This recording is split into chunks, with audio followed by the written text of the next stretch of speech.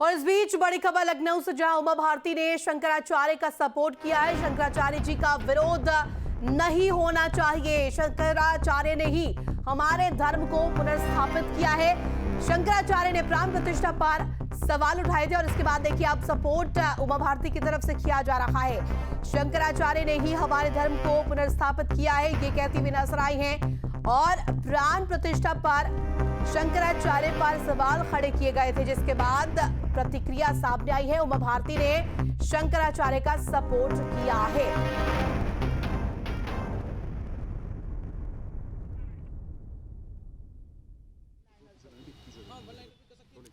जब जब राम मंदिर के संघर्ष की बात आती है तब तब कुछ नेताओं का नाम सामने आता है, जिसमें उमा भारती जी का नाम प्रमुखता से निकल करके सामने आता है। ऐसे में उमा भारती जी हमारे साथ मौजूद हैं। राम मंदिर की जो प्राण प्रतिष्ठा है 22 तारीख को होनी है, आप क्या कहना चाहें? ये तो हमारे जीवन का परम तृप्ति का विषय है। 500 साल से जुड़े हुए इतने बड़े संघर्ष की अंतिम परिणति हुई और उस अंतिम परिणति में हमें भागीदारी का मौका मिला। ये तो अद्भुत घटना है जो हमने सोची ही नहीं थी, लेकिन हो गई। तो इसलिए परम आनंद का विषय है। बस इसमें विपक्ष के लोग जो बोल रहे हैं उनका तो जवाब ही नहीं देना, वो जवाब देने लायक हैं भी नहीं। लेकिन हमारे निश्चलानंद जी महाराज ने अगर कहा है, किसी वैधानिकता पे सवाल किए हैं, तो उनके जवाब संत लोग दे सकते हैं, लेकिन उनका अपमान नहीं करना चाहिए। क्योंकि वैदिक धर्म की पुनर्स्थापना आदि शंकराचार्य ने की थी। उसी पीठ पर गोवर्धन पीठ के और ज्योतिर्मय पीठ के शंकराचार्य बैठे हुए हैं। और हमारे यहाँ पर असहमति हमारे लोकतंत्र का, हमारे धर्म का और हमारी राजनीतिक व्यवस्था का अंग रहा है। तो असहमति का अपमान करना, मखौल उड़ाना, नीचा दिखाना, निंदा करना, ये हमारे अहंकार का प्रतीक है। इसलिए मैं सबको कहूँगी कि इस बारे में आप लोग एक शब्द नहीं बोल सकते शंकराचार्य जी को। निश्चलानंद जी महाराज को तो कुछ नहीं बोल सकते। हाँ, मैं शंकराचार्य जी से निवेदन करूँगी कि आप पधारिए। उन्होंने कहा है कि उन्हें निमंत्रण मिला, लेकिन वो जाएंगे नहीं, तो मैं उनको निवेदन करूँगी आप हमें माफ़ करिए और आप पधारिए। क्या लगता है आपको कि शंकराचार्य जी की तरफ से जिस तरह की बात कही जा रही, क्यों कही जा रही? क्या उनकी जो तर्क है वो क्या सही? क्योंकि भगवत पाद ने जो चारों पीठों की स्थापना की थी वो शास्त्रार्थ के लिए ही की थी, तो वो शास्त्रार्थ करते ही थे। उनने अपनी प्रारंभिक अवस्था में सबसे पहला शास्त्रार्थ मंडन मिश्र से किया था और उनके कर्मकांड पर कुछ सवाल उठाए थे। वो अपने आप में बहुत प्रसिद्ध शास्त्रार्थ माना गया है।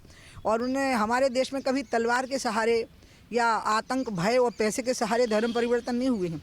पूजा विधियों में परिवर्तन हुए हैं तो शास्त्रार्थ के जरिए हुए हैं। तो शंकराचार्य जी ने एक वैधानिक बात अगर कही है तो उसका जवाब दे देंगे संत लोग, लेकिन अपमान नहीं करना है उनका, मैं ये कह रही हूँ। और मैं भगवत पाद से निवेदन करूँगी, उनकी पीठ पे बैठे हुए निश्चलानंद जी महाराज से, कि आप अवश्य आइए, आशीर्वाद दीजिए। देखिए ना, कितने सालों के संघर्ष के बाद हम यहाँ तक आ गए। कोई कमी बेशी लग रही है तो आप अकेले में बता दीजिए ना, हम सुधार लेंगे, लेकिन आप आइए, आशीर्वाद दीजिए। कौन लोग हैं जो अपमान कर रहे हैं जिसकी वजह से आप? मैंने 1-2 लोगों के वर्णन पढ़े, साधु संतों के ही, तो वो अपनी मर्यादा भूल गए। और भी लोगों के मैंने देखा, कुछ लोगों के या कुछ होता ना ट्रोलिंग की गई उनकी, नहीं, मुझे नहीं अच्छा लगा। मैं हम लोगों को नहीं पता है कि आदि शंकर ने ही वैदिक धर्म की पुनर्स्थापना की थी। नहीं तो हमारा तो धर्म पहले ही आज से 1500 साल पहले ख़त्म कर दिया गया था। भारत भूमि पर बचा नहीं था वैदिक धर्म। ये जो भी कुछ हुआ है उनकी वजह से हुआ। उन्हीं की गद्दी पे आचार्य जी बैठे और सब शास्त्रार्थ के जरिए हुआ था। तो शास्त्रार्थ तो होता ही है, जिसमें सहमति और असहमति होती है। कोई तीर तलवार नहीं चलते हैं, कोई पैसे से खरीदा नहीं जाता है। जैसे ईसाईयत पैसे से प्रचार करती है और इस्लाम तलवार से। नहीं, हम तो बुद्धि के तर्कों से करते हैं। तो उसमें क्या है, इसका तो आनंद लेना चाहिए इस बहस का। लेकिन फिर भी मैं निश्चलानंद जी महाराज से कहूँगी कि आप तो आइए ना, आशीर्वाद तो दीजिए। देखिए ना, आपका प्रधानमंत्री है, आपका मुख्यमंत्री एक सन्यासी है, आपका गृह मंत्री भी सन्यासी जीवन जैसा ही है। आप आइए ना, सबको आशीर्वाद दीजिए और इस कार्यक्रम का आनंद लीजिए।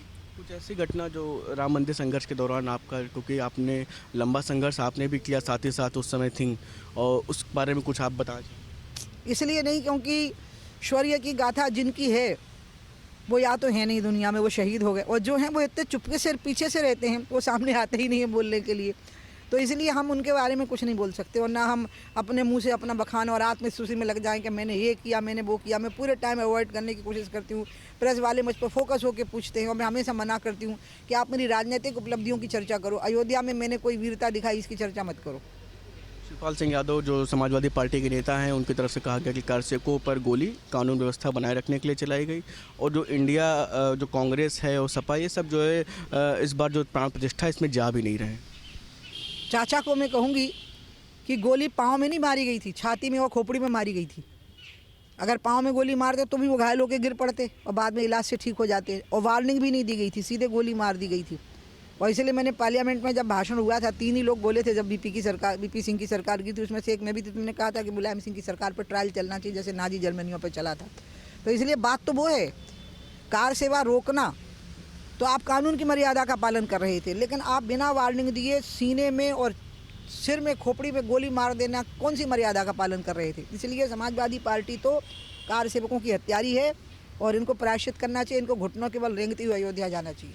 2024 लोकसभा चुनाव आप कैसे देखते हैं? अरे इनका सुपड़ा साफ हो जाएगा, इतना कभी विपक्ष का बुरा हाल नहीं हुआ होगा जितना आपकी बार हो जाएगा। आप अयोध्या कब जा रही हैं? मैं तो जाने के लिए ही आई थी कल, तो मेरे को ठंड लग गई। यहाँ लखनऊ में बहुत ठंड है बाबा, तो उसे ठंड लग गई मेरे को, तो मैं कल बुखार आ गया बहुत कस के। मैं लखनऊ में अभी निकलने ही वाली हूँ आग सेंक के। ए राजीव, बहुत बहुत शुक्रिया। तो ये थी हमारे साथ, आपने देखा कि भारतीय जनता पार्टी की फायर ब्रांड नेता और उमा भारती, जिनका साफ तौर पर कहना है कि शंकराचार्यों का जो अपमान संतों की तरफ से, कुछ संतों की तरफ से किया जा रहा है वो ना किया जाए, और प्रमुख तौर पर उन जो सभी शंकराचार्य हैं उनसे ये भी निवेदन कर रही हैं कि वो सब आएँ ज़रूर, आशीर्वाद ज़रूर दें, क्योंकि जो एक सपना देखा गया था वो 22 तारीख को पूरा हो रहा है।